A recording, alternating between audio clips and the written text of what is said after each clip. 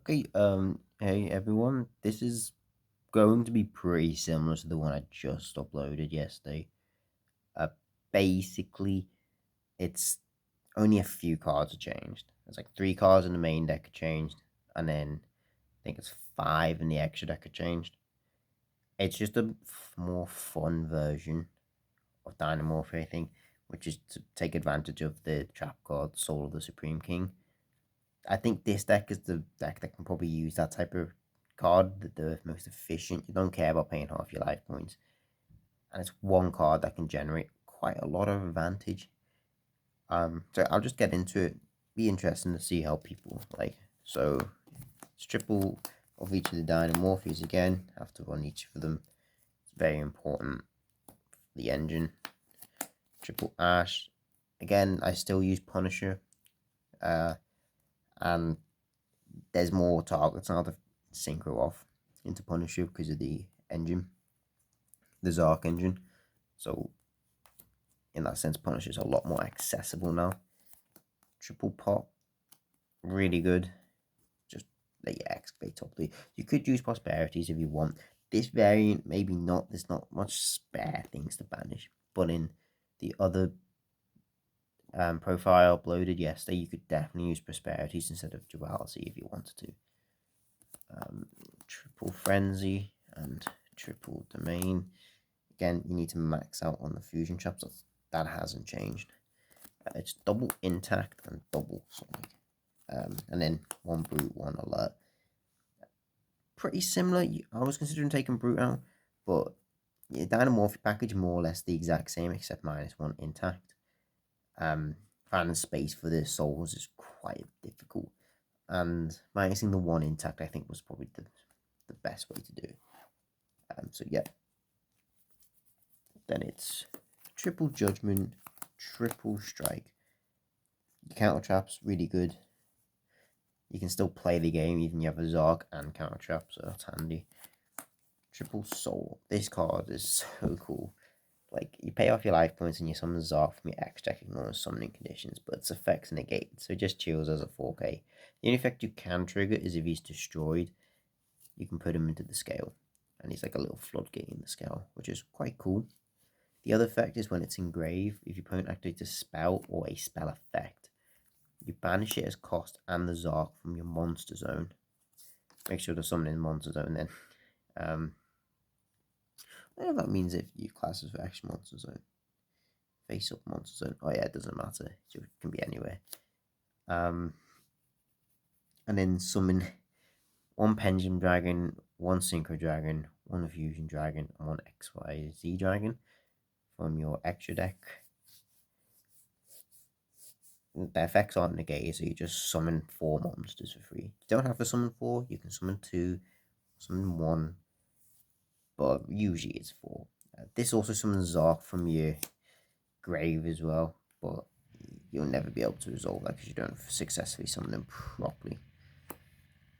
So yeah, triple that, and then triple imperm, another hand trap, good card.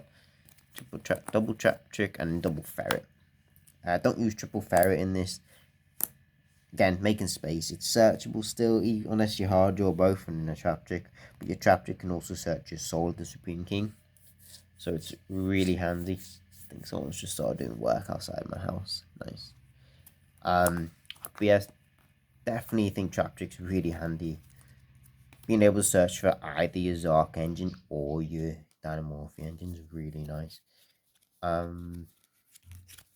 Then it's triple Rex Gem for extra, triple Kenjagina again, but 2 Stealth Burger. Needed the space, so I had to cut one of them out.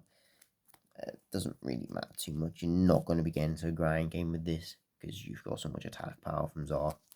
And then the Zark engine's 2 Zark. And you've got like original first ed and then the common. Ooh.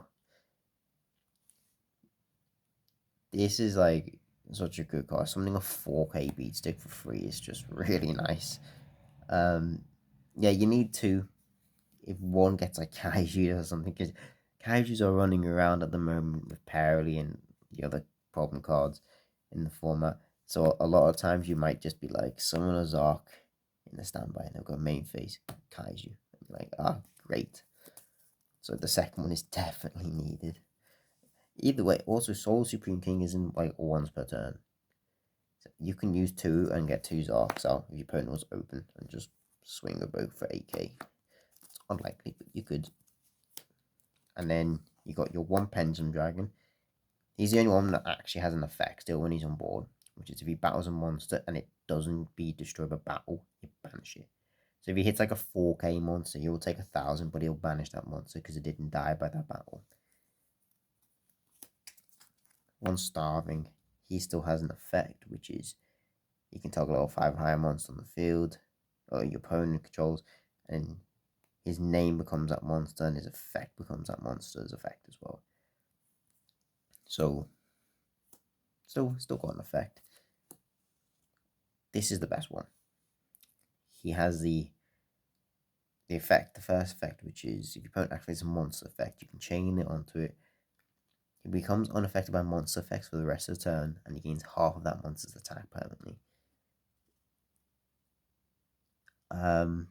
Then his other effect is just a spell trap negate. A spell trap or spell trap effect negate, which again is really good. So you just get a free spell trap and effect negate and a way to protect them from monster effects. He's by far the best one out of them. And then Rebellion, I've been tempted to put Raiders Knight back in because I still run this in there, but I haven't figured out space for it. Because I've got Punisher as the last slot, but it could vary. But yeah, one of him because he's an XYZ dragon, and then the one Punisher because Punisher's broken. But yeah, this is just a really fun version of dinomorphia. I really wanted to use the trap card Soul. I know some people play Labyrinth. It's searchable in Labyrinth, but Labyrinth traps, I'm pretty confident they lock you into Fiends. So in that context, you can't really use it that well in Labyrinth. But this deck, I think, is perfect. Paying 4k life points to summon a Zark is perfectly fine. You don't care about your life points. And then generating all those dragons is really good. The Starving Venom's level 8 as well. I'm pretty sure the Pendulum Dragon's level 8, so summoning Punish is a lot easier. I definitely would suggest anyone who's got Dinomorphia, give this engine a go. It can be quite cheap. As you see, I've got a cat here.